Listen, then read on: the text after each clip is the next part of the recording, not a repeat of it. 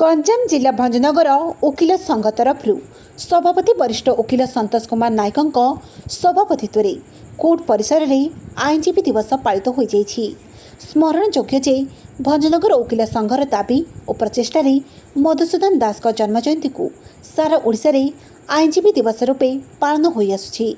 पूर्वतन आउला सभापति वरिष्ठ वकिल शिशिर कुमार पाढ़ी मुख्य अतिथि जोगदे मधुबाबू स्मृतिचारण करने सह भंजनगर वकिल संघर सदस्यों सबु सुख दुखरे सामिल होबार प्रतिश्रुति देइथिले।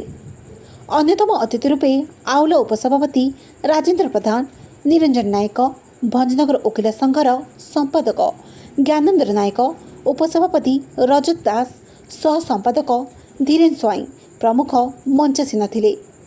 वरिष्ठ सरकारी वकिल इम्ताज आदिनी, गोपाल कृष्ण प्रधान मधुबाबू नीति आदर्श विषय कही।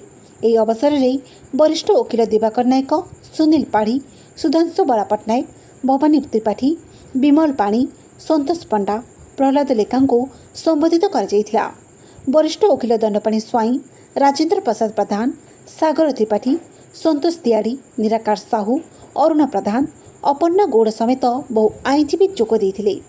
वरिष्ठ वकिल रविदास कार्यक्रम परिचालना करथिले। राजनीतिक भाषण करने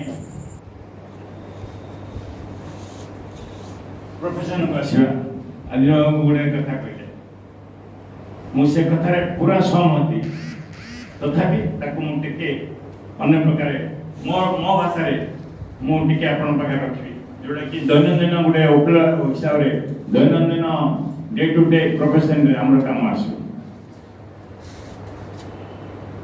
my late father NS news खबर आपणकर लेटेस्ट खबर पाई लाइक शेयर सब्सक्राइब एवं फॉलो करंतु एनएस न्यूज रो फेसबुक यूट्यूब और ट्विटर पेज को अधिक तथ्य पाई विजिट करंतु आम वेबसाइट www.nuasakala.in।